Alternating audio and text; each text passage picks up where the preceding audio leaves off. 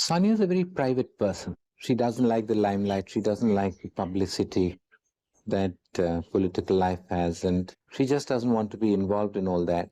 She loves her family. She loves the family life, and I think she's fighting very hard to see that the family remains a family and doesn't.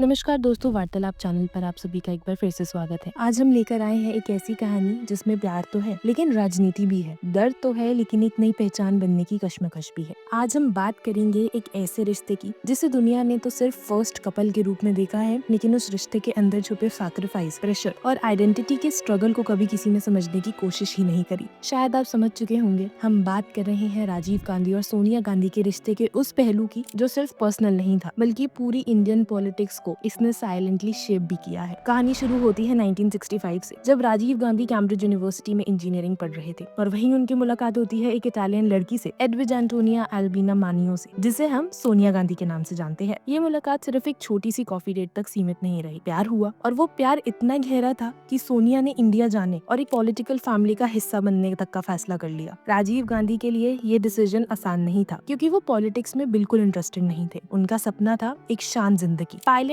बनके उड़ने का, camera लेना और nature के करीब रहने का। लेकिन सोनिया के लिए इंडिया आना, एक दूसरे देश, दूसरे कल्चर और एक प्राइम मिनिस्टर की बहू बनने का प्रेशर लेना, ये कोई छोटी बात नहीं थी। 1970 में उनका बेटा राहुल गांधी पैदा हुआ और 1976 में उनकी बेटी प्रियंका पैदा हुई। दिखने में ये एक परफेक्ट फैमिली थी, पॉलिटिक्स से दूर, कंट्रोवर्सी फ्री। लेकिन 1980 में संजय गांधी के प्लेन क्रैश ने सब कुछ बदल दिया।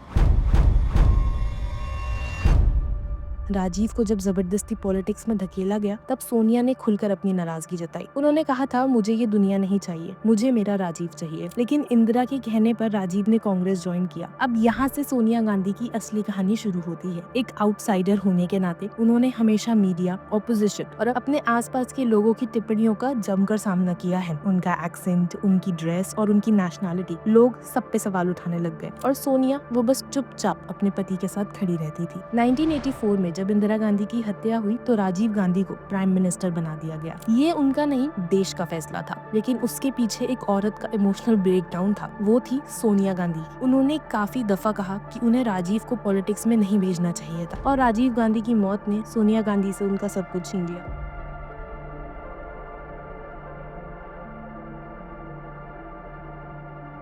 1991 में तमिलनाडु में राजीव गांधी भी एक सुसाइड बॉम्बर अटैक का शिकार हो गए थे। सोनिया गांधी, जो कभी सिर्फ एक घर की शान बहू थी, उनके कंधों पर अब एक पूरे पॉलिटिकल लेगेसी का बोझ था। उन्होंने इनिशियली कांग्रेस लीडरशिप से इनकार कर दिया, वो पॉलिटिक्स में नहीं आना चाहती थी। लेकिन 1998 में जब कांग्रेस बिल्कुल बिखरने की कगार पर थी, तब सोनिया गांधी ने पार्टी संभाली। बहुत लोगों ने कहा कि उनका इटालियन ओरिजिन एक इशू बनेगा। 2004 में जब कांग्रेस जीती और सोनिया पीएम बन सकती थी, तब उन्होंने एक हिस्टोरिक डिसीजन लिया। उन्होंने पीएम बनने से ही मना कर दिया। क्या आप सोच सकते हैं कि इंडिया की पॉलिटिक्स में कभी किसी ने इतनी बड़ी कुर्सी छोड़ दी हो? ये उनका सैक्रिफाइस था या पॉलिटिकल फोरसाइट, ये डिबेट अलग ही बात है। लेकिन मनमोहन सिंह को पीएम बनाकर सोनिया ने एक नई पॉलिटिकल नैरेटिव तैयार किया। आज भी सोनिया के क्रिटिक्स उनके इटालियन रूट्स का मजाक उड़ाते हैं। लेकिन सच ये है दोस्तों कि सोनिया गांधी ने एक आउटसाइडर से इनसाइडर तक का सफर सिर्फ नाम के लिए नहीं, एक आइडियोलॉजी के लिए तय किया। राहुल और प्रियंका दोनों पॉलिटिक्स में आए और हर वक्त सोनिया गांधी की छाया उनके पीछे नजर आती है। एक माँ, एक पत्नी